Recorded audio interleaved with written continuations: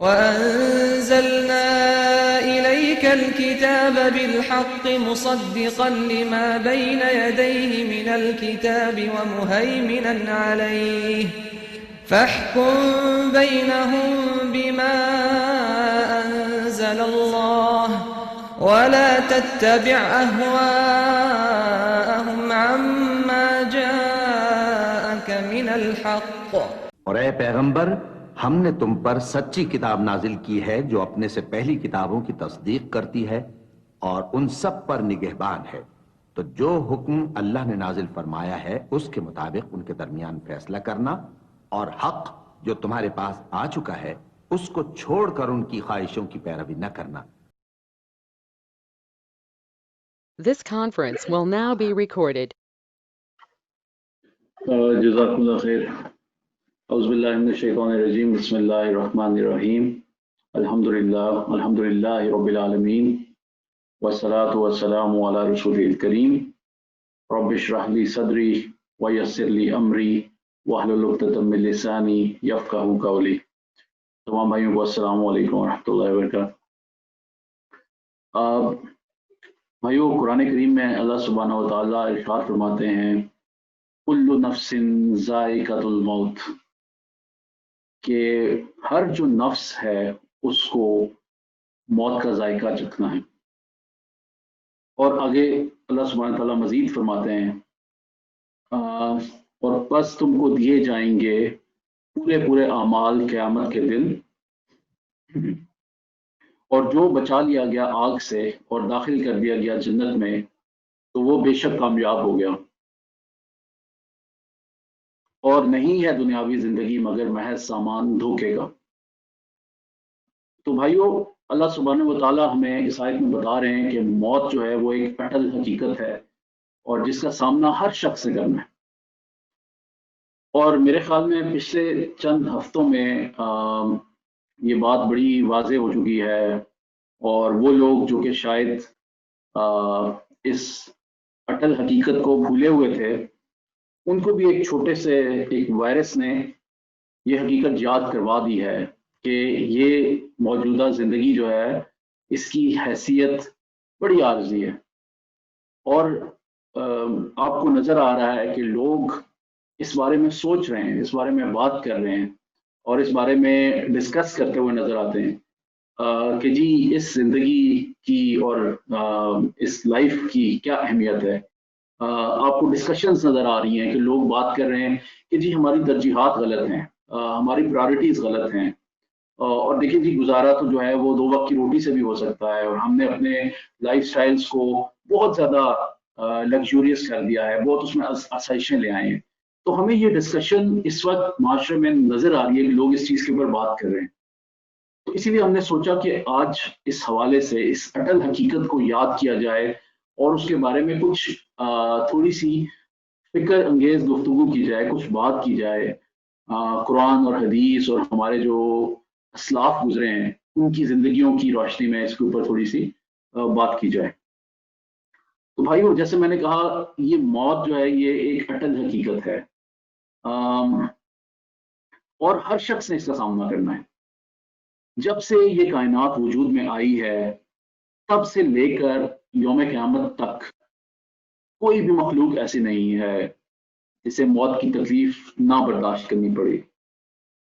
حتیٰ کہ قیامت سے پہلے اللہ سبحانہ و تعالیٰ جو فرشتے ہیں ان کو بھی ختم ہونا ہے. یعنی اللہ سبحانہ و تعالیٰ کی ذات کے علاوہ کوئی ذات یا کوئی مخلوق ایسی نہیں ہے جس کو اس کا سامنا نہ کرنا پڑے. بھائی، موت نہ عمر دیکھتی ہے، نہ وقت دیکھتی ہے، نہ خواہشات دیکھتی ہے، نہ رشتے دیکھتی ہے، نہ ناطے دیکھتی ہے. نہ یہ دیکھتی ہے کہ کون امیر ہے، کون غریب ہے، کون حاکم ہے، کون محکوم ہے، کون سویا ہوا ہے اور کون جاگ رہا ہے، کون تیار ہے اور کس کی تیاری ابھی مکمل نہیں ہوئی، کون 70 سال کا ہے اور کون 20 سال کا جوان ہے، کون یونیورسٹی کی ڈگری کے آخری سیمسٹر میں ہے اور کون ریٹائرمنٹ کی زندگی گزار رہا ہے. موت یہ سب کچھ نہیں دیکھتی. سورہ جمعہ میں اللہ سبحانہ تعالیٰ نے ارشاد فرمایا کہ بے شک وہ موت جس سے تم بھاگتے ہو وہ تم تک ضرور پہنچے گی، پھر تم اللہ کی طرف لوٹائے جاؤ گے جو ہر پوشیدہ اور ظاہر کا جاننے والا ہے، پھر وہ تمہیں بتائے گا کہ تم کیا کرتے رہے ہو۔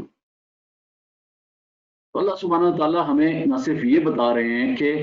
اس موت سے بچنا ممکن نہیں ہے، بلکہ یہ بھی بتا رہے ہیں کہ اس کے بعد ہمارے ساتھ کیا ہوگا، اور اللہ ہر چیز کا جاننے والا ہے، وہ ہم سے پوچھے گا اس زندگی کے بارے میں۔ تو اس موت سے بچنے کا کوئی راستہ نہیں ہے، کوئی قلعہ، کوئی محل ایسا مضبوط تعمیر نہیں ہوا جو کہ اس موت کو روک سکے، کوئی فصیل، کوئی دروازہ، کوئی دیوار اسے روکنے کی طاقت نہیں رکھتی، کوئی محافظ، باڈی گارڈ، بولٹ پروف گاڑی یا کوئی حفاظتی حصار موت کے سامنے بے بس ہے۔ چاہے آپ جیسی مرضی سیکیورٹی رکھ لیں، آپ اس موت کو آنے سے نہیں روک سکتے۔ اور اللہ سبحانہ تعالیٰ نے سورہ نساء میں ہمیں بتایا کہ جہاں کہیں بھی تم ہوگے یہ موت تمہیں آ لے گی، اگرچہ تم مضبوط اونچے قلعوں میں ہی ہو۔ اور سورہ واقعہ میں اللہ سبحانہ تعالیٰ نے فرمایا اور ہم مقرر کر چکے ہیں تمہارے درمیان موت اور ہم عاجز نہیں ہیں۔ اور بھائیو، ایک رسول اللہ صلی اللہ علیہ وسلم کی ایک حدیث بھی ہے جس میں آپ صلی اللہ علیہ وآلہ وسلم، بخاری کی حدیث ہے، عبداللہ بن مسعود سے روایت ہے، جس میں رسول اللہ صلی اللہ علیہ وسلم نے فرمایا کہ جب ماں کے پیٹ میں 40 دن ہو جاتے ہیں، یعنی کنسیپشن جب 40واں دن آتا ہے، تو 40 دن میں، یعنی 40 دن پر بچے کی جو پیدائش ہے یا بچے کی جو وہ ہے اینٹیٹی جو ہے وہ پیٹ میں، ماں کے پیٹ میں وہ ہو جاتی، پھر اس سے اگلے 40 دن فرمایا کہ ایک بلڈ کلاٹ یعنی نطفے کی صورت میں ایگزسٹنس ہوتی ہے، اور اس کے 40 دن بعد یعنی کہ انسان گوشت کے دوتڑے کی صورت میں ماں کے پیٹ میں ہوتا ہے، یعنی 40 یہ 120 دن ہو گئے، اور جب 120واں دن آتا ہے تو اللہ سبحانہ و تعالیٰ ایک فرشتے کو بھیجتے ہیں، اور وہ فرشتہ انسان کی 4 چیزیں لکھ دیتا ہے، اس کے اعمال، اس کا رزق، اس کی موت کا دن، اور اس کا دین کے ساتھ تعلق، یعنی کہ وہ اچھا ہے یا برا ہے، اس کا جو یہ چیز ہے وہ لکھی جاتی ہے، اور پھر وہ فرشتہ اس گوشت کے لوتھڑے کے اندر روح پھونک دیتا ہے۔ یعنی ہم تو جب اس دنیا میں آئے نہیں ہیں تب ہی ہماری موت ڈٹرمن ہو چکی ہے، اس کا دن ڈٹرمن ہو چکا ہے، اس کا وقت ڈٹرمن ہو چکا ہے۔ تو بھائیو، اس سے پہلے کہ ہم موت کی حقیقت یا موت کی جو کیفیت ہے اس کے بارے میں ڈسکس کریں، اس سے پہلے میں اس چیز پہ تھوڑی سی بات کرنا چاہوں گا کہ موت کو یاد کرنا کیوں اہم ہے، کیوں یہ احساس کہ ہماری زندگی نے ایک دم ختم ہو جانا ہے اور اس موت نے آنا ہے، کیوں یہ اہم ہے۔ تو بھائیو، نبی کریم صلی اللہ علیہ وسلم نے فرمایا کہ اس موت کی یاد میں اضافہ کرو جو تمام خواہشات کو ختم کرنے والی ہے، اور نبی صلی اللہ علیہ وسلم نے جو یعنی اس کو خواہشات کا خاتمہ کرنے والی، ڈسٹرائر آف پلیجرز، موت کو کہا گیا کہ یہ جو خواہشات ہیں ان کو تباہ کرتی ہے، اور فرمایا کہ اگر حیوانوں کو موت کے بارے میں وہ کچھ معلوم ہوتا جو ابن آدم کو معلوم ہے تو تم دیکھتے کہ ان کے جسموں پر تمہیں کھانے کے لیے چربی تک نہ ملتی۔ یعنی یہ اتنی سخت ایک کیفیت ہے کہ اگر حیوانوں کو بھی پتا ہوتا تو آپ کو ان کے جسموں پر چربی تک نہ ملتی۔ اور ابن عمر سے روایت ہے کہ رسول اللہ صلی اللہ علیہ وسلم نے فرمایا کہ وہ بتاتے ہیں کہ میں نبی صلی اللہ علیہ وسلم کے پاس آیا اور میں 10واں آدمی تھا، یعنی نبی صلی اللہ علیہ وسلم کے پاس پہلے سے کچھ لوگ بیٹھے ہوئے تھے اور میں 10واں تھا۔ تو ایک انصاری جو تھے انہوں نے رسول اللہ صلی اللہ علیہ وسلم سے پوچھا کہ اے اللہ کے نبی، لوگوں میں سے سب سے دانا اور عزت والا کون ہے؟ تو آپ صلی اللہ علیہ وآلہ وسلم نے فرمایا وہ جو کثرت سے موت کو یاد کرتے ہیں اور اس کی تیاری کے لیے سب سے زیادہ محنت کرتے ہیں، وہی عقل مند ہے، ان کے لیے اس دنیا میں بھی عزت ہے اور آخرت میں بھی۔ اور ایک اور روایت میں انس رضی اللہ عنہ فرماتے ہیں کہ رسول اللہ صلی اللہ علیہ وسلم نے فرمایا کہ موت کو کثرت سے یاد کرو، کیونکہ ایسا کرنے سے گناہ جھڑ جاتے ہیں اور دنیاوی زندگی کی رغبت کم ہوتی ہے۔ اور بھائیو، یہ اس موت کو یاد رکھنا ایک مومن کے لیے لازمی ہے، کیونکہ یہ اصل میں ہمیں حقیقی جو ہمارا زندگی کا مقصد ہے اس کی یاد دہانی دلاتی ہے کہ ہم اس دنیا میں کیوں آئے ہیں۔ اگر ہمیں اپنا اینڈ گول پتا ہوگا تو ہمیں اپنی اس زندگی کا مقصد بھی پتا ہوگا۔ تو مگر سوال یہ ہے کہ اس موت کو یاد کرنے کا طریقہ کیا ہے، کیسے ہم موت کو یاد کریں؟ تو وہ بھی ہمیں رسول اللہ صلی اللہ علیہ وسلم نے بتا دیا۔ ابو ہریرہ سے روایت ہے کہ ایک مرتبہ نبی کریم صلی اللہ علیہ وآلہ وسلم اپنی والدہ ماجدہ کی قبر پر تشریف لے گئے، اور وہ اس اپنی والدہ کی قبر پر اتنا روئے کہ ان کے ساتھ جو صحابہ تھے وہ بھی سارے رونے لگ گئے۔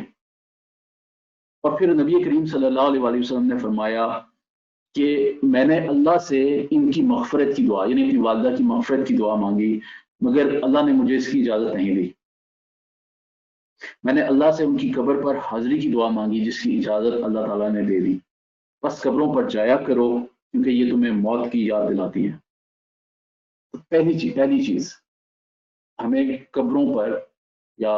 گریو یارڈز کو وزٹ کرنا چاہیے، اپنے بزرگوں کی، اپنے عزیزوں کی، ان کی قبروں پر جا کر ان کے لیے دعا کرنی چاہیے تاکہ ہمیں بھی یاد دہانی ہو۔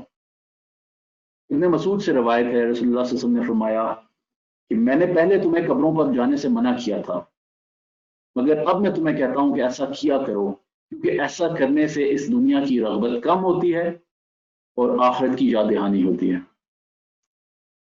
اور بھائیو، ہمیں ان صحابی کا قصہ تو یقیناً یاد کرنا چاہیے کہ جنہوں نے ایک زبردست، ایک یونیک کام کیا ہوا تھا، اور وہ کام یہ تھا کہ انہوں نے اپنے گھر کے اندر ایک قبر کھودی ہوئی تھی، اور جب انہیں یہ بات محسوس ہوتی کہ اس دنیا کے ساتھ ان کا لگاؤ بڑھ گیا ہے، جب انہیں یہ فیل ہوتا کہ اس دنیا کے ساتھ ان کی ایک جو اٹیچمنٹ ہے وہ بڑھ گئی ہے، تو وہ ایک بڑا زبردست کام کرتے تھے۔ وہ اس اپنے گھر کے اندر کھودی ہوئی اس قبر میں لیٹ جاتے اور لیٹے رہتے، وہ کچھ دیر تک لیٹے رہتے، اور پھر خود ہی کو مخاطب کر کے کہتے کہ اے فلاں، اپنا نام لیتے اور کہتے ہیں فلاں اٹھو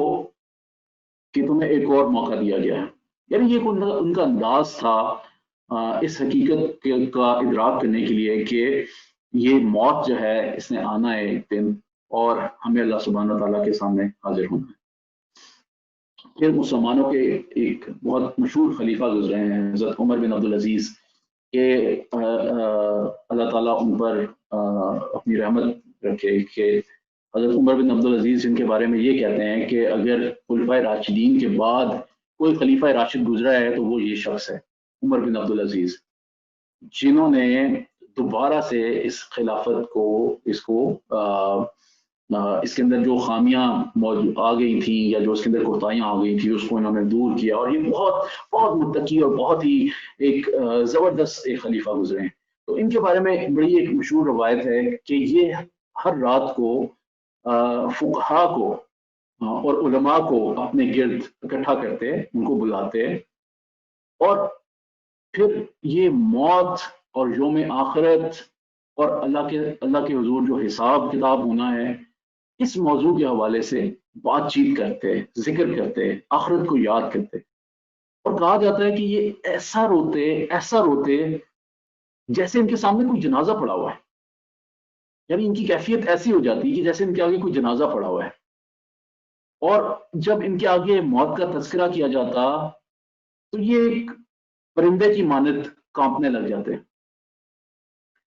اور اتنا روتے کہ آنسو ان کی داڑھی سے ٹپکنے لگ جاتے، اور ایک بار وہ اتنا روئے کہ ان کے گھر والے بھی جو تھے، وہ جو ان کے ساتھ تھے، وہ بھی رونے لگ گئے، اور بعد میں جو ان کی شریک حیات تھی، ان کا نام فاطمہ تھا، انہوں نے ان سے پوچھا کہ میرے والد آپ پر قربان ہوں، اے امیر المومنین، آپ کیوں رو رہے ہیں، آپ کیوں روتے ہیں؟ انہوں نے فرمایا کہ میں نے اپنے ذہن میں اس گھڑی کے بارے میں سوچا جب لوگ اللہ کے ہاتھوں کے درمیان سے نکلیں گے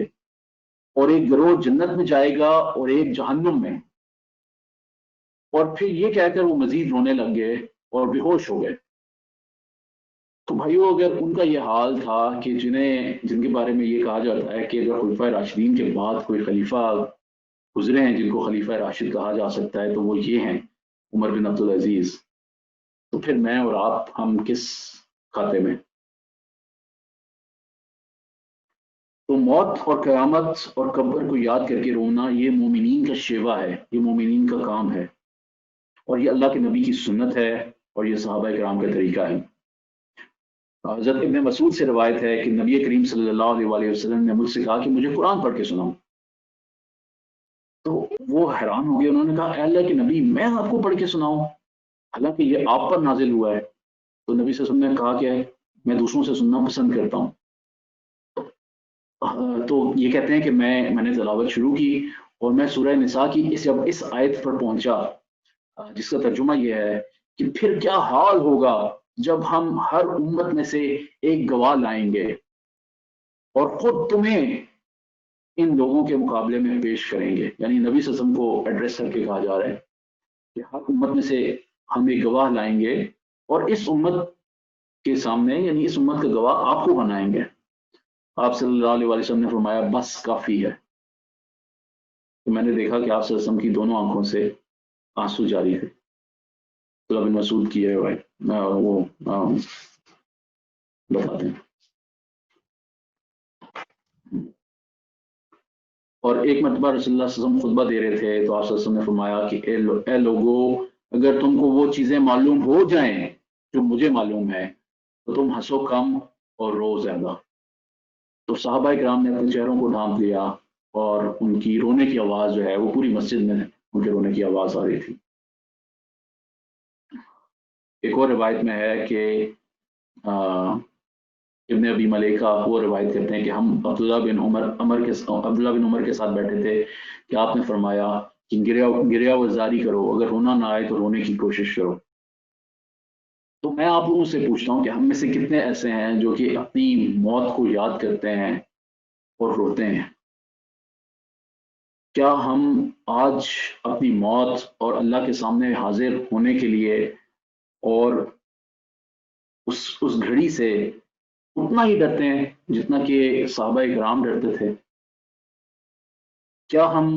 آج موت کو فراموش کر کے اس دنیا میں تو نہیں کھو گئے؟ تو میں جب کہتا ہوں آپ، تو میں اپنے آپ کو بھی اس میں شامل کر رہا ہوں۔ ہم سب ایک لمحے کے لیے ذرا اپنی آنکھیں بند کریں اور سوچیں کہ آج آپ کی زندگی کا آخری دن ہے، اور آج آپ نے دنیا سے چلے جانا ہے۔ تو سوال یہ ہے کہ کیا آپ اور میں، ہم لوگ مرنے کے لیے تیار ہیں، یا ہم اس دنیا کے ساتھ چمٹے ہوئے ہیں اور ہماری پرائرٹیز، ہماری فیملی، ہمارے کیریئرز، ہماری جابس اور یہ چیزیں ہیں، یہ زنجیریں ہیں جنہوں نے ہمیں باندھ کے رکھ دیا ہے۔ بھائیو، نبی کریم صلی اللہ علیہ وآلہ وسلم نے فرمایا کہ ایک شخص لمبے عرصے کے لیے، بہت غور طلب حدیث ہے، ایک شخص لمبے عرصے کے لیے اچھے اعمال سر انجام دیتا رہے گا جو اسے جنت کی طرف لے جائیں گے، مگر آخر میں برے کام کر دے گا جو اسے جہنم کی طرف دھکیل دیں گے، اور ایک شخص لمبے عرصے کے لیے برے کام کرے گا جو اسے جہنم کی طرف لے جائیں گے،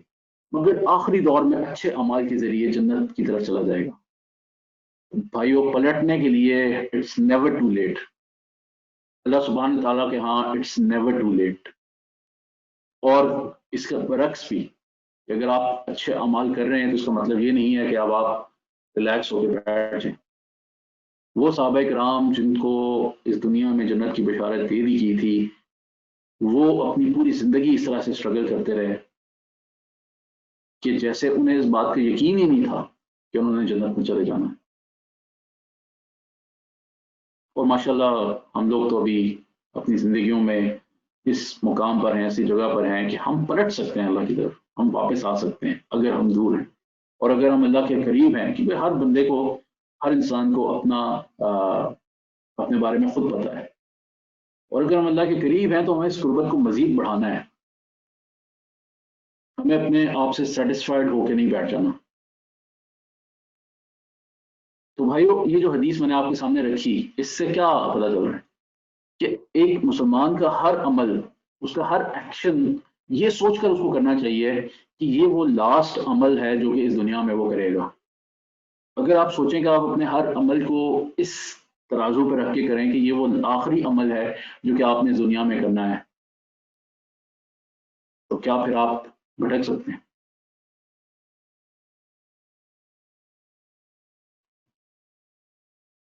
بھائیو آپ ذرا رک کر سوچیں کہ اگر یہ آج آپ کی زندگی کا یہ آخری دن ہو اور آپ کو یہ پتا ہو اور موت کے جو فرشتے ہیں حضرت اسرائیل وہ آپ کے سامنے آئیں، تو کیا آپ جانتے ہیں کہ اگر آپ اللہ کے پسندیدہ بندوں میں سے نہیں ہیں تو وہ کس روپ میں آپ کے سامنے آئیں گے؟ حضرت ابراہیم علیہ السلام نے ایک بار حضرت اسرائیل سے فرمایا کہ آپ ایک برے آدمی کے پاس کس روپ میں جاتے ہیں؟ انہوں نے کہا کہ آپ یہ نظارہ برداشت نہیں کر سکتے، آپ یہ مجھ سے نہ کہیں۔ مگر حضرت ابراہیم جو تھے وہ تجسس میں، کیوریاسٹی میں انہوں نے کہا کہ نہیں، میں دیکھنا چاہتا ہوں۔ انہوں نے اصرار کیا، تو حضرت اسرائیل جو تھے انہوں نے کہا کہ ٹھیک ہے، آپ پھر ایک لمحے کے لیے آپ دوسری طرف اپنا منہ کریں اور پھر واپس اس طرف دیکھیں۔ پھر جب حضرت ابراہیم مڑے اور جب ان کے کہنے کے اوپر کہا کہ اچھا ٹھیک ہے آپ واپس مڑیں، جب حضرت ابراہیم واپس مڑے تو وہ منظر ایسا بھیانک تھا کہ حضرت ابراہیم وہاں پر بے ہوش ہو گئے۔ اور حضرت ابراہیم فرماتے ہیں کہ یہ منظر اتنا بھیانک تھا کہ اگر ایک گناہ گار آدمی صرف موت کے فرشتے کو اس روپ میں دیکھ لے تو یہی سزا اس کے لیے کافی ہے۔ That is enough۔ اور آپ امیجن کہ اللہ نہ کرے کہ یہ فرشتہ اس روپ میں آپ کے سامنے ہو، اللہ نہ کرے، اور وہ آپ کی روح قبض کرنے کے لیے آئے، تو ہم کہاں جائیں گے اس صورتحال میں؟ اللہ سبحانہ تعالیٰ سورہ انفال میں ارشاد فرماتا ہے کہ کاش تم دیکھتے اس حالت کو جو روحیں قبض کر رہے ہوتے ہیں، جب کافروں کی روحیں قبض کر رہے ہوتے ہیں فرشتے اور ضربیں لگا رہے ہوتے ہیں ان کے چہروں اور کولوں پر، اور وہ کہتے جاتے تھے کہ اب چکھو مزہ جلنے کے عذاب کا۔ اور اسی طرح سے نبی صلی اللہ علیہ وسلم نے فرمایا کہ اللہ نافرمان بندے کی روح قبض کرنے کے لیے آسمان سے بھیانک شکلوں والے فرشتے اللہ سبحانہ تعالیٰ وہ اتارتے ہیں، بھیانک شکلوں والے، ان سے بدبو آ رہی ہوتی ہے، اور وہ مرنے والے شخص کے قریب بیٹھ جاتے ہیں۔ پھر موت کا فرشتہ اترتا ہے اور اس نافرمان شخص کے سرہانے بیٹھ جاتا ہے۔ موت کا فرشتہ کہتا ہے، اے بری روح، اللہ کے قہر اور غصے کی طرف آ جاؤ۔ Just imagine for a second, اللہ کے قہر اور غصے کی طرف آ جاؤ۔ نبی صلی اللہ علیہ وسلم نے فرمایا کہ روح مرنے والے کے جسم میں منتشر ہو جاتی ہے ڈر سے، خوف سے۔ موت کا فرشتہ روح کو سفود کی طرح پکڑتا ہے۔ اب یہ سفود کیا چیز ہے؟ سفود گیلی روئی میں اٹکے موٹے لوہے کے ٹکڑے کی مانند ہے، جیسے کہ آپ ایک سیخ امیجن کر لیں، ایک سیخ جیسے جب آپ اگر باربیکیو میں جب آپ ایک سیخ میں سے نکال رہے ہوتے ہیں بوٹی کو، تو یہ سفود کی طرح، یہ اس کی طرح، بلکہ اس سے بھی زیادہ اگزامپل دی گئی ہے، گیلی روئی کے اندر جیسے ایک لوہے کی ایک ٹکڑے کی مانند ہے۔ اور موت کا فرشتہ اس شخص کی روح قبض کرتا ہے، اور پھر فرشتے اس کو ایک کھردرے بدبودار کپڑے میں لپیٹ لیتے ہیں۔ روح جب باہر آتی ہے تو انتہائی بدبودار ہوتی ہے۔ اور ایک اور حدیث میں ہے کہ روح قبض کرنے کے بعد فرشتے اس کو آسمانوں پر لے جاتے ہیں، جہاں پر آسمان پر فرشتے یہ سوال کرتے ہیں یہ کس کی بدبودار روح ہے؟ اور جب جواب آتا ہے کہ یہ فلاں ابن فلاں کی روح ہے، اور پھر اس کے لیے جنت کے دروازے کبھی نہیں کھلیں گے۔ فرشتے اس کی روح کو واپس اس کے جسم میں لے جائیں گے، جہاں دو سخت میر فرشتے اس کو جھنجھوڑیں گے اور اس سے چیخ کر پوچھیں گے تمہارا رب کون ہے؟ اور جواب آئے گا ہاں ہاں مجھے نہیں معلوم۔ تمہارا دین کیا ہے؟ مجھے نہیں معلوم۔ تمہارا نبی کون ہے؟ مجھے نہیں معلوم۔ اور اس سوال کے جواب نہ ملنے پر اس شخص کی قبر سکڑتی جائے گی حتیٰ کہ اس کی پسلیاں جڑ جائیں گی۔ ایک انتہائی بد شکل شخص جو کہ اس کے اعمال ہوں گے وہ اسے جہنم میں اس کی جگہ دکھائیں گے اور اس کے سر پر اس زور سے ضرب لگائیں گے کہ وہ مٹی ہو جائے گا، اور پھر اللہ کے حکم سے وہ پہلے جیسا بنا دیا جائے گا، اور پھر مارا جائے گا، اور پھر مٹی ہو جائے گا، اور پھر اٹھایا جائے گا، اور یہ سلسلہ قیامت تک چلتا رہے گا۔ کیا ہم میں سے کوئی اس اذیت اور تکلیف کو برداشت کرنے کے بارے میں سوچ بھی سکتا ہے؟ کیا آپ سوچ بھی سکتے ہیں کہ آپ کی روح اس انداز میں قبض کی جائے؟ آپ امیجن کر سکتے ہیں اپنے آپ کو اس صورتحال میں؟ سوچیں کہ آپ کے عزیز و اقارب آپ کی موت پر رو رہے ہیں اور غم کر رہے ہیں، مگر انہیں نہیں معلوم کہ اصل میں وہ کس بات کا غم کر رہے ہیں۔ وہ تو شاید آپ سے جدا ہونے کا غم کر رہے ہیں، مگر ان کو نہیں پتا کہ اصل میں کیا ہو رہا ہے۔ اور آپ کو غسل دے کر سفید کفن میں لپیٹا جا رہا ہے اور آپ کا جنازہ پڑھایا جا رہا ہے اور پھر آپ کو قبر میں اتارا جا رہا ہے، وہ قبر جو کہ آخرت کی زندگی، ابدی زندگی کے سفر کا پہلا مائل سٹون ہے۔ اور ذرا اس قبر کے حالات پر بھی سوچئے، وہ قبر جو انسان کو مخاطب کر کے کہتی ہے، اے ابن آدم، تم نے مجھے کیسے فراموش کر دیا؟ کیسے تم نے مجھے فراموش کر دیا؟ کیا تم نہیں جانتے کہ میں گلنے سڑنے کی آماجگاہ ہوں، کیڑوں کی آماجگاہ، تنہائی اور علیحدگی کی آماجگاہ؟ اور یہ قبر انسان کو دباتی اور چکرتی ہے۔ عبداللہ بن عمر سے روایت ہے کہ رسول اللہ صلی اللہ علیہ وسلم نے فرمایا کہ یہ سعد ابن معاذ، یعنی سعد ابن معاذ جن بھائیوں کو معلوم ہے، جن لوگوں کو معلوم ہے، یہ وہ تھے کہ جن کے لیے جب ان کی وفات ہوئی تھی تو اللہ سبحانہ تعالیٰ کا عرش ہل گیا تھا اور جنت کے دروازے کھول دیے گئے تھے، اور 70,000 فرشتے ان کو لینے کے لیے دنیا پر آئے تھے۔ 70,000 فرشتے ان کو لینے کے لیے دنیا پر آئے تھے، تو ان کی قبر نے بھی انہیں ایک بار جکڑا اور پھر چھوڑ دیا۔ یعنی کہ وہ صحابی جن کی وفات پر اللہ سبحانہ تعالیٰ کا عرش ہل گیا تھا، ان کو بھی ایک بار جکڑا اس قبر نے اور پھر چھوڑ دیا۔ بھائی ہمارا کیا بنے گا؟ اور اس گھڑی کے بارے میں بھی سوچیں کہ جب قبر کے اندر گپت اندھیرا ہوگا اور تنوع مٹی کے نیچے کوئی نہیں ہوگا جو کہ آپ کی آواز سن سکے گا، وہ بہن، بھائی، ماں باپ، دوست، رشتہ دار، بیوی، بچے، کولیگز، آپ کے تعلقات، آپ کے ریلیشنز سب بے معنی ہو جائیں گے۔ وہ لوگ جن کی وجہ سے آج ہم راہ حق سے اس کو چھوڑ دیتے ہیں، ہم کہتے ہیں کہ نہیں میرے اوپر فیملی کا بڑا پریشر ہے، میرے اوپر بچوں کی بڑی ذمہ داری ہے، میرے دیکھیں ماں باپ کا مجھے ان کا بھی سوچنا ہے، میں یہ کام نہیں کر سکتا، نہیں جی یہ کام تو بڑا مشکل ہے، وہ سارے لوگ سائڈ پہ ہو جائیں گے۔ اور اس ٹائم پہ کون ہوں گے؟ آپ ہوں گے اور آپ کے اعمال ہوں گے اور قبر ہوگی۔ اور نبی کریم صلی اللہ علیہ وآلہ وسلم نے فرمایا کہ جب ایک شخص کو اس کی قبر میں اتارا جاتا ہے اور اس کے رفقا اس کی طرف پیٹھ پھیرتے ہیں تو وہ ان کے قدموں کی چاپ سنتا ہے، پھر دو فرشتے اس کے پاس آتے ہیں اور اسے بٹھاتے ہیں، اسے بیٹھنے کا کہتے ہیں، اور کہتے ہیں کہ تم اس شخص کے بارے میں کیا کہتے ہو جسے تمہاری طرف بھیجا گیا تھا، یعنی کہ نبی کریم صلی اللہ علیہ وسلم کے بارے میں پوچھتے ہیں۔ تو ایمان والا جواب دے گا، اشہد ان عبد اللہ و رسولہ، میں گواہی دیتا ہوں کہ وہ اللہ کے بندے اور اللہ کے رسول ہیں۔ وہ کہیں گے دیکھو یہ تمہاری جہنم میں جگہ تھی، اس کی جگہ تمہیں جنت میں یہ اچھی جگہ دی گئی ہے۔ پھر وہ دونوں جگہوں کو دیکھے گا، جبکہ منافق اور کافر لوگوں کو جب ان سے یہ سوال پوچھا جائے گا تو وہ کہیں گے میں نہیں جانتا، مجھے نہیں پتا، میں تو لوگوں کے کہے پر چلتا تھا۔ وہ کہیں گے تم پر اللہ کی لعنت ہو، تم علم رکھنے والے نہ تھے، اور پھر اسے لوہے کے ہتھوڑوں سے اس کے کانوں پر مارا جائے گا اور وہ اتنا زور سے روئے گا کہ تمام اہل قبور اس کی آواز سنیں گے۔ یعنی اتنا اتنا اس کی آواز میں وہ ہوگا، درد ہوگا، اور جب وہ روئے گا اس کی آواز سنی جائے گی۔ اور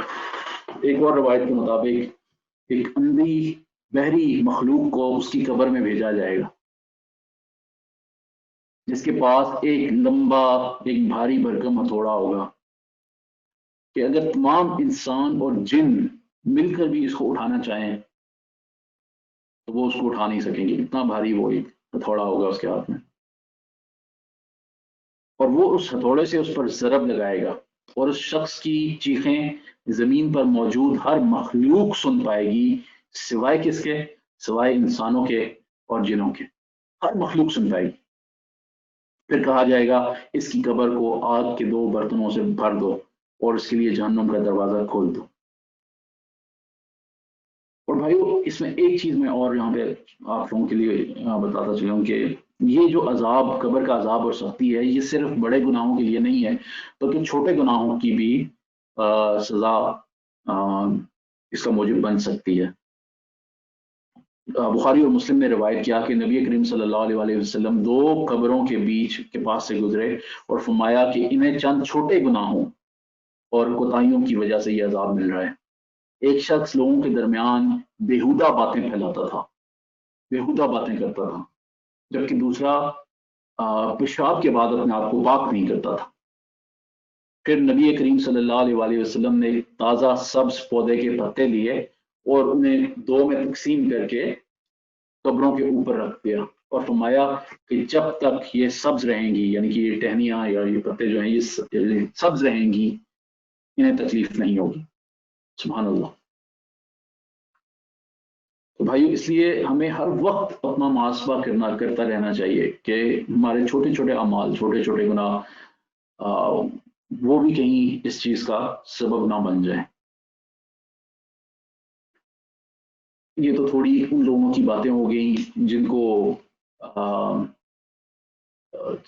کو اس سختی میں سے گزرنا ہے۔ اب دوسری طرف بھی دیکھتے ہیں کہ اللہ سبحانہ تعالیٰ اپنے پسندیدہ بندوں کے ساتھ کیا سلوک کرتے ہیں، ان کے لیے کیا، ہاؤ دے آر ٹریٹڈ، ان کی بھی وہی موت ہے، مگر دیکھیں کہ ان کے ساتھ کس طرح کا برتاؤ یا کس طرح کا معاملہ ہو رہا ہے۔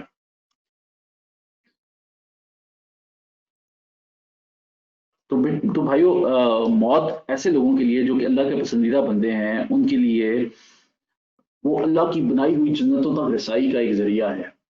اور ایک سیڑھی ہے جس کے ذریعے سے ایک مومن اللہ سبحانہ و تعالیٰ کے ساتھ ملاقات کر سکتا ہے۔ تو جن احادیث کو بھی میں نے آپ کے سامنے رکھا، انہی احادیث کے کچھ پارٹس ایسے ہیں جو کہ ان لوگوں کا بھی ذکر کرتے ہیں۔ تو نبی کریم صلی اللہ علیہ وسلم نے فرمایا کہ جب ایک مومن کی موت کا وقت قریب آتا ہے، بہت زبردست، یہ بھی سنیے گا، تو ایک فرشتہ اس کے سرہانے آ کر بیٹھتا ہے اور اس سے کہتا ہے کہ اے نیک روح باہر آؤ، اللہ کی مغفرت اور کرم کی جانب۔ اور روح ایسے جسم سے باہر آتی ہے جیسے پانی کا ایک قطرہ جو ہے وہ برتن سے یا جگ سے باہر آ رہا ہے، ایسے وہ روح جسم سے باہر آتی ہے۔ سو اٹس سچ سافٹنس، اتنی اس کے ساتھ۔ اور مزید رسول اللہ صلی اللہ علیہ وسلم نے فرمایا کہ تم نہیں دیکھ پاتے مگر سفید نور کے چہروں والے فرشتے جن کے چہرے ایسے منور ہیں جیسے سورج، اور خوشبودار، یعنی وہ خوشبو آ رہی ہوتی ہے ان سے، وہ جنت سے اترتے ہیں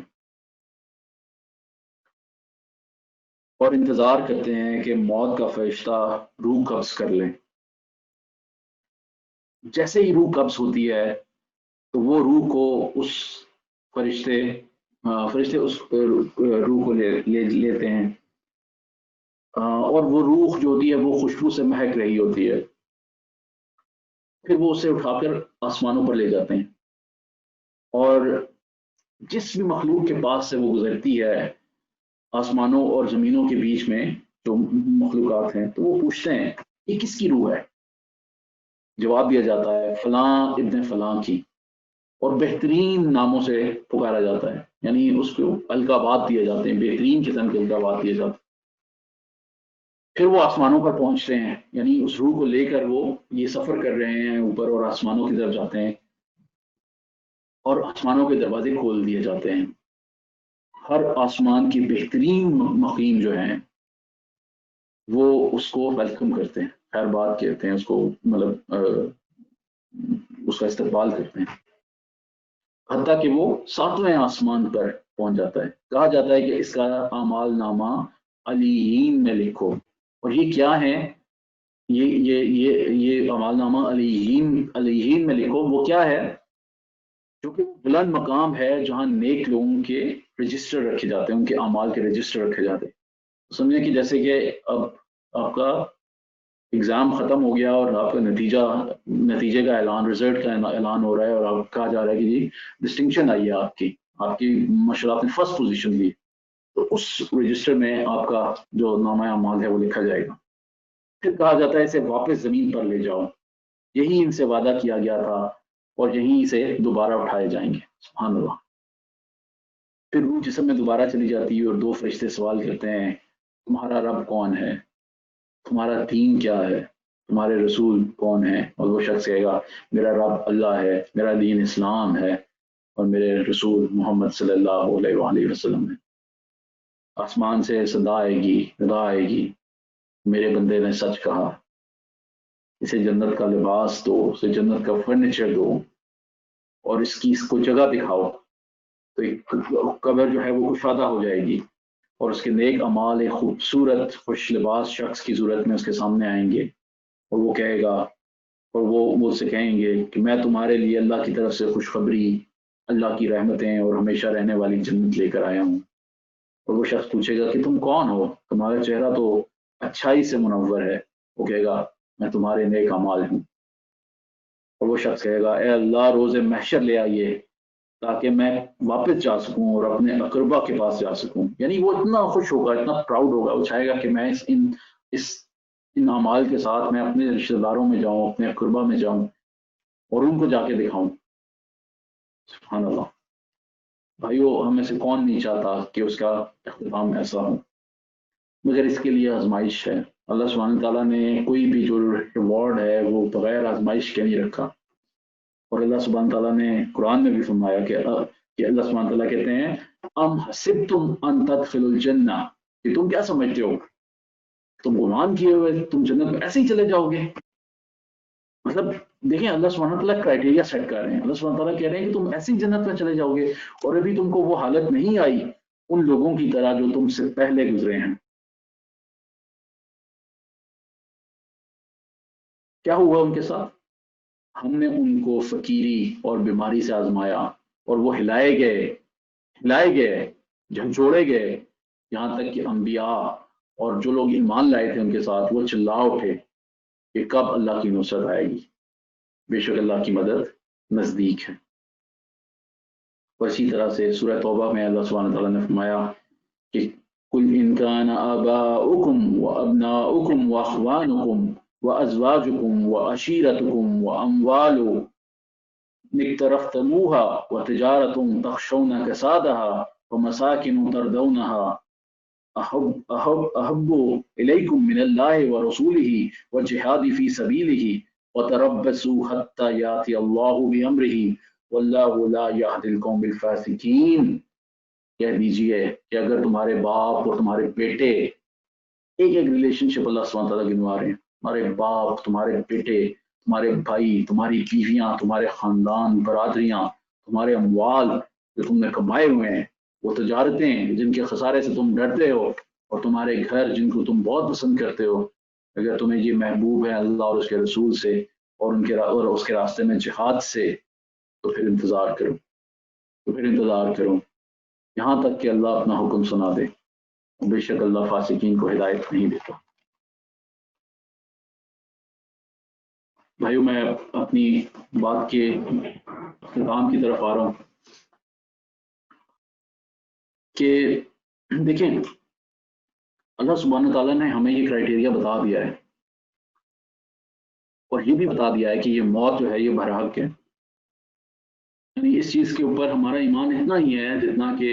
اس چیز پر ایمان ہے کہ ہم ایگزسٹ کرتے ہیں، ہم زندہ ہیں، ہم چل پھر رہے ہیں، ہم سانس لے رہے ہیں، یہ دنیا ہے ہمارے سامنے. ویسے ہی ہمارا اس کے اوپر ایمان ہے کہ ہم نے ایک دن مرنا ہے اور اس کا ذائقہ چکھنا ہے. اور اس دنیا میں کوئی ایسا انسان آیا ہو حضرت آدم سے لے کر آج تک اور قیامت کے دن تک جو یہ کہہ دے کہ جی میں نے نہیں مرنا، میں نے موت کا ذائقہ نہیں چکھنا، نہیں، دس از دا ایبسولوٹ ٹروتھ، یہ موت آنی ہے، لیکن یہ موت کیسی ہوگی؟ بھائیو یہ موت فرعون کو بھی آئی تھی، لیکن کس حالت میں کہ وہ پانی میں غرق ہو کر مرا، اور رہتی دنیا تک اللہ نے اس کو ایک عبرت کا نشان بنا دیا۔ یہ موت قارون کو بھی آئی تھی کہ وہ زمین میں اپنے اس خزانے کے ساتھ دفن ہوا جس خزانے کو وہ سنبھال کے رکھتا تھا۔ یہ موت نمرود کو بھی آئی، لیکن اس مغرور نمرود کو ایک مچھر سے اللہ سبحانہ و تعالیٰ نے ہلاک کیا، یعنی اللہ سبحانہ و تعالیٰ نے اس کو دکھا دیا کہ یہ تمہارا غرور اور یہ تمہارا تکبر۔ ابو جہل جو کہ خود کو بہت بڑا سردار سمجھتا تھا، بدر کے اندھے کنویں کے اندر اس کی موت اس کو لے کر گئی۔ کعب بن اشرف جو کہ شاتم رسول تھا، کیسے قتل ہوا؟ سر گردن سے اتار دیا گیا۔ ابو لہب جو کہ رسول اللہ صلی اللہ علیہ وآلہ وسلم کے بارے میں یہ کہتا تھا، جو رسول اللہ صلی اللہ علیہ وسلم کے بارے میں غلط بری باتیں کرتا تھا، جس کے بارے میں اللہ سبحانہ تعالیٰ نے قرآن میں فرمایا تھا کہ تبت یدا ابی لہب وتب، ٹوٹ گیا ابو لہب کے ہاتھ اور برباد ہو گیا۔ اس ابو لہب کی موت کیسے آئی کہ اس کو ایک ایسی وبا، ایک ایسی بیماری لاحق ہوئی جو کہ ایک کنٹیجیس ڈیزیز، ایک پھیلنے والی بیماری تھی ایک بندے سے دوسرے بندے، اور اس وبا میں ایک ہفتے مبتلا رہنے کے بعد کچھ فقہاء نے لکھا ہے اسمال پاکس، کچھ نہ کچھ اور، لیکن فرض یہ ایسی وبا تھی کہ سب اس سے دور دور ہو گئے، اور ایک ہفتے تک وہ اس وبا میں مبتلا رہا، اور ایک ہفتے بعد اس کی موت ہو گئی، اور اس موت کے بعد بھی 2 سے 3 راتیں وہ اس کا جسم گھر کے اندر گلتا سڑتا رہا، اور حتیٰ کہ پورے محلے میں اس کی بدبو پھیل گئی، مگر اس کے بیٹے جو تھے وہ بھی اس کے جسم کے قریب نہیں آتے تھے، اور پھر پڑوسیوں نے شرم دلائی، انہوں نے کہا کہ شرم کرو، تمہارا باپ ہے اور پورے محلے میں بدبو آ رہی ہے، اس کو دفن کرو۔ پھر انہوں نے کچھ غلاموں کو اجرت پہ ہائر کیا اور اس سے کہا کہ اس کے جسم کو گھسیٹ کر باہر لاؤ، اور پھر اس کو دور سے اس کو پاک، جو بھی اس کو انہوں نے اس کی رسومات ادا کی،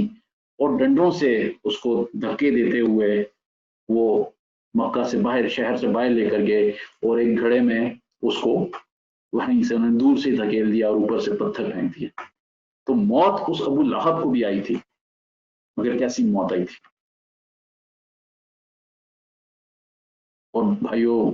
موت کا ذائقہ انہوں نے بھی چکھا کہ جن کا نام آتے ہی ہماری آنکھیں ادب اور احترام سے جھک جاتی ہیں، اور ہمارے لب ان کی تعریف کرنے میں مصروف ہو جاتے ہیں، ان کو بھی موت آئی تھی۔ موت حضرت سمیہ اور حضرت یاسر رضوان اللہ اجمعین کو بھی آئی تھی، مگر اس حالت میں کہ وہ اپنی آنکھوں کے سامنے جنت کو دیکھ رہے تھے۔ جب ان سے کہا گیا کہ صبر کرو اے آل یاسر، تو انہوں نے کہا کہ ہم اپنے سامنے، اپنی آنکھوں کے سامنے جنت کو دیکھ رہے ہیں۔ موت اصحاب الاخدود کو بھی آئی تھی کہ جنہیں آگ کے گھڑوں میں پھینک دیا گیا، مگر اس حالت میں کہ وہ حق کے اوپر قائم تھے، انہوں نے 1 انچ بھی گیو اپ نہیں کیا حق کے راستے میں۔ ان کا ذکر قرآن میں۔ موت تو حضرت حمزہ کے حصے میں بھی آئی تھی، مگر سید الشہداء کی معراج کے ساتھ۔ موت تو حضرت حنظلہ کو بھی ملی تھی، مگر غسیل الملائکہ کے لقب کے ساتھ، کہ جن کے جسم کو فرشتوں نے غسل دیا تھا، اور جب ان کی ایک رات کی دلہن سے پوچھا گیا، ان کی بیوی سے پوچھا گیا کہ کیا وجہ تھی کہ ان کو یہ اعزاز ملا، تو انہوں نے کہا کہ وہ جس حالت میں تھے، یعنی رات انہوں نے میرے ساتھ گزاری، اور جس حالت میں وہ تھے، ناپاکی کی حالت میں، جب جہاد کی کال آئی تو اسی حالت میں وہ نکل پڑے، تو اللہ سبحانہ تعالیٰ نے کہا کہ تم رہنے دو، ان کا غسل میں فرشتوں کے ذریعے دلواؤں گا. ان کو بھی موت آئی تھی، اور موت تو حضرت مصعب بن عمیر کی قسمت میں بھی تھی، مگر قرآن کی اس آیت کے ساتھ کہ مومنین میں سے کچھ ایسے ہیں جنہوں نے اللہ سے کیا ہوا اپنا وعدہ پورا کر دکھایا. اور بھائیو، موت تو حضرت سعد بن معاذ کو بھی آئی تھی، ان کے حصے میں بھی آئی تھی، مگر 70,000 فرشتے ان کی نماز جنازہ میں شریک ہونے کے لیے آئے تھے، اور یہ وہ فرشتے تھے جو نہ اس سے پہلے کبھی زمین پر اترے نہ اس کے بعد کبھی اتریں گے. اور جب صحابہ نے کہا کہ اے اللہ کے نبی، ہم نے بڑے جنازے، بہت جنازے ہم نے اٹھائے ہیں، لیکن ایسا ہلکا جنازہ ہم نے آج تک نہیں دیکھا، تو رسول اللہ صلی اللہ علیہ وسلم نے فرمایا اس لیے کیونکہ تمہارے ارد گرد، تمہارے دائیں بائیں، تمہارے آگے، تمہارے پیچھے فرشتوں کی ایک فوج ہے جو آپس میں کمپیٹ کر رہے ہیں کہ وہ سعد کے جنازے کو اٹھا کے لے کر جائیں گے، اس لیے تمہیں یہ جنازہ ہلکا نظر آ رہا ہے، ہلکا محسوس ہو رہا ہے. اور یہ ان کو بھی موت آئی تھی، حضرت سعد بن معاذ کو بھی موت آئی تھی، مگر یہ کہ اللہ کا عرش ہل گیا تھا. تو جس شخص کی موت کے اوپر اللہ کا عرش ہل جائے، کیا ہمیں اس ایسی موت کی تمنا نہیں ہوگی؟ بالکل ہوگی. تو بھائیو،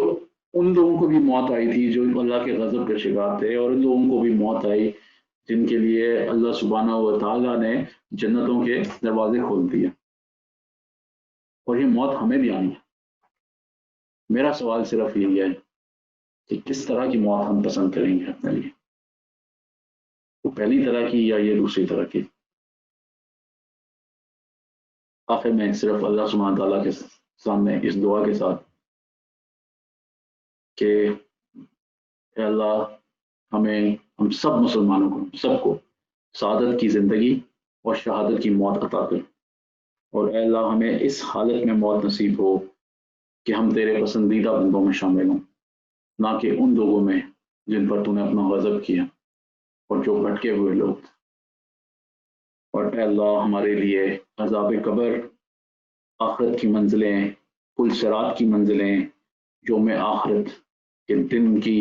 ایک ایک منزل کو اے اللہ سبحانہ تعالیٰ ہمارے لیے آسان بنا، اور ہمیں اپنے ان لوگوں میں شامل کر جو تیری رحمت اور تیری مغفرت کے حقدار ہیں، اور جن کے اوپر تیری رحمت اور تیری مغفرت ہوگی، نہ کہ وہ لوگ جو کہ تیرے غضب اور تیرے عذاب کا شکار ہوں گے. جزاکم اللہ خیر، وآخر دعوانا ان الحمد للہ رب العالمین. جی آمین. جزاک اللہ خیر. اللہ تعالیٰ آپ سے قبول کرے، اور اللہ تعالیٰ ہمارے لیے یہ جو ٹاک ہے وہ بینیفیشل بنائے. ہم سب جو ہے وہ موت کو یاد کریں، اور اپنی جو زندگی ہے اس کے جو راہ ہے اس کو بہتر طریقے سے تعین کر سکیں. اور انشاءاللہ تعالیٰ بھی رمضان بھی کچھ آج کل میں سٹارٹ ہونے والا ہے. اللہ سبحانہ تعالیٰ سے دعا ہے کہ ہمارا رمضان جو ہے وہ اچھا گزرے، اور اللہ سبحانہ تعالیٰ جو ہے وہ ہمارے پرانے جو گناہ ہیں وہ معاف کرے، اور ہمیں مضبوط کرے اس رستے کے اوپر، کہ جس رستے کے اوپر انشاءاللہ تعالیٰ ہم جو اسلامی طرز زندگی کا نو آغاز کرنا چاہتے ہیں اس پہ ہمیں مضبوط کرتے ہیں. جزاک اللہ خیر. ابھی ہم یہاں پہ سیشن آج کا ختم کرتے ہیں. جزاک اللہ خیر. السلام علیکم ورحمۃ اللہ.